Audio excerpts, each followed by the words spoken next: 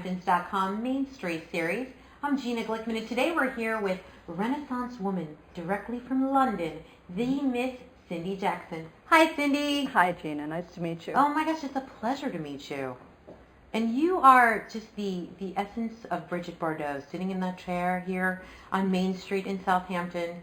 You look phenomenal. Thank you very much. Thank you for being with us today. It's nice being here. So now, this is not your first time in Southampton, right? It is. I have never been to the Hamptons before. I've been to New York loads of times, but never the Hamptons. And it's amazing. I love it. Isn't it just beautiful? It really is. The weather's been fantastic as well. It's just, I love the tree-lined streets, and you know, we take great pride in that. So the fact that Main Street series is right here on Main Street, hence the name, it has a real special quality to it, because as you can see, there's real people walking right behind us. So we're excited that you're with us today. Now let's talk a little bit about why you're here. Now you came all the way from London to help promote a brand new retro clothing collection, Asparagus Beach. That's right. Talk a little bit about this journey from London. Well, I got on a plane, so I came over. First class? It was a long, business, actually. Okay, great. And it was a fantastic opportunity to come and be involved with something that's brand new, timeless, retro, which is so happening at the moment with Amy Winehouse and all the music now starting to sound like the 60s. A time I remember because I was there. And I'm a vegetarian. Asparagus Beach. It's perfect. I love asparagus. It's one of my favorite vegetables. So it was irresistible. So it all fits. All and you fits were the beautifully. spokesperson for this wonderful clothing line that is all made out of organic cotton, Pima cotton. That's right. And you are wearing one of the masterpieces, right? This is one of the very designs I'm wearing. And I have to say, even though it's like a hot little number, it looks like it's very comfortable too, right? Well, cotton breathes. It's got a life of its own. Because it's organic, it doesn't have a lot of chemical treatment in its history. So it's comfortable, and you know you're helping the environment because it's made in Peru. Absolutely. Well, it looks lovely on you. The color works really well. Thank you. So some other items that, I'm just going to refer to my notes really quick, some other things that are actually coming out for the fall: sweatshirts, more long bell sleeve dresses, classic fit t-shirt, and a cappella sweater. Do you have an entire wardrobe or what? No, but you know, as a model, often you know it's a myth. You don't always get to keep the clothes or sleep with a photographer. But in this case, I'm definitely going to do both.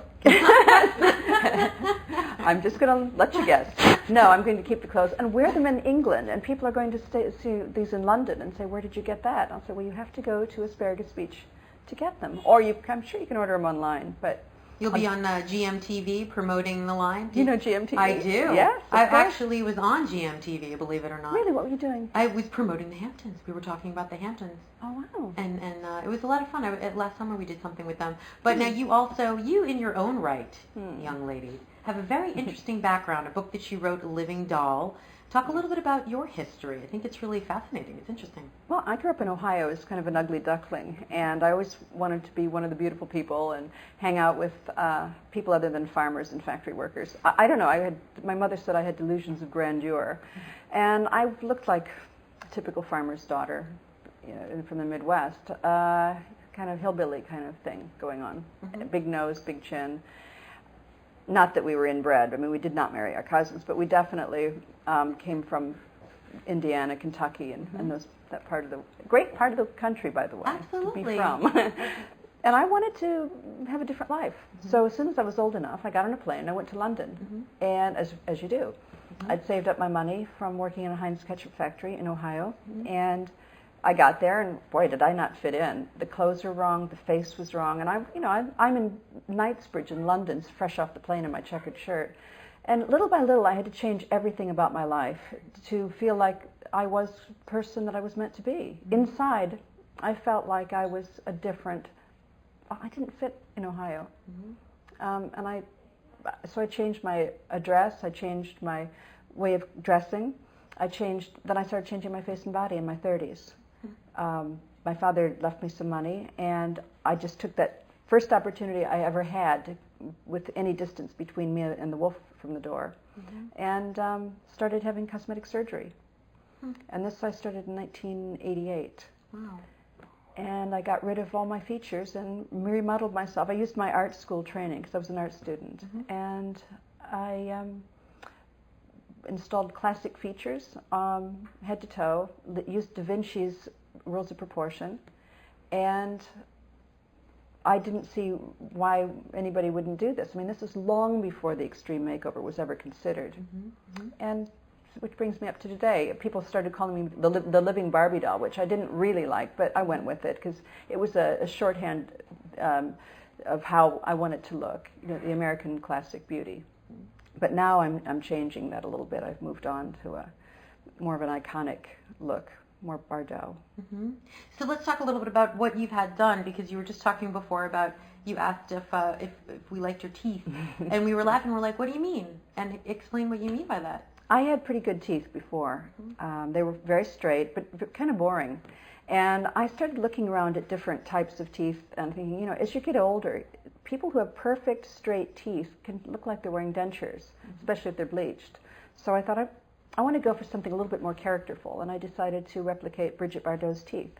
So I took pictures of her smiling and her pouting and all the different close-ups I could get to the dentist, and I said, make me these teeth. And he said, well, all you do really need is front tooth veneers, quite long ones. And they said, well, just make them a little longer. So I said, no, a little isn't going to cut it. They need to be a lot longer. And I'm still getting used to talking through them because I've only had them a week. Oh my gosh, you just got this done. Yeah. Wow. Yeah. And so before, you literally had just straight teeth.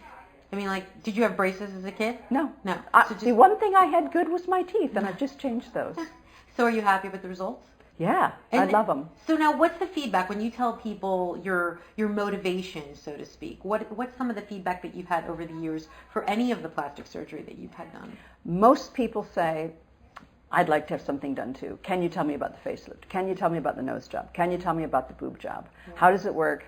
Does it hurt? How much does it cost? How long will I be out of action? How do I keep it secret? Most people look at me and use me like a shopping catalog. They go, I'd like a nose like that, or I'd like boobs like that. I'd like some liposuction, because everybody's thought about it.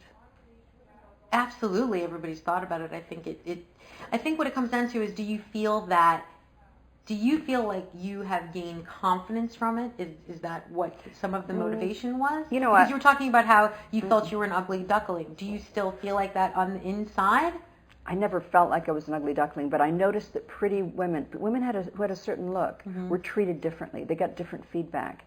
I've always been very confident. I've always been quite edgy and nerve. I've got a lot of nerve. People always used to say that, you're so brave to have the surgery. I don't have fear. I don't see boundaries. So if I hadn't been that sort of person to begin with, I wouldn't have the results that I have. I wouldn't have gone through so much to get them. And now that I have them, I use it like a tool. This is my art. This is what I've created. And the person inside has not changed, because surgery doesn't change you. If you're unhappy on the inside, surgery won't make you. It'll just make you a better looking, unhappy person. Well, I have to say you're a fantastic spokesmodel for Asparagus Beach. Thank you. And now Asparagus Beach is available at several different local places, Hampton Card and Gift in East Hampton. Let's talk about in Amagansett, Espo Surf and Sport and Con Sports, one of my favorite places in East Hampton. So Asparagus Beach will eventually have a storefront, hopefully, up and coming. Yep. It was an absolute pleasure to meet you. It was great to be here. Really, Thank really you so interesting. much. And I think if people want to find out more about you, then pick up the book Living Doll. And thank you so much for being here. And I'm Gina Glickman. Thanks for watching, and we look forward to seeing you out east.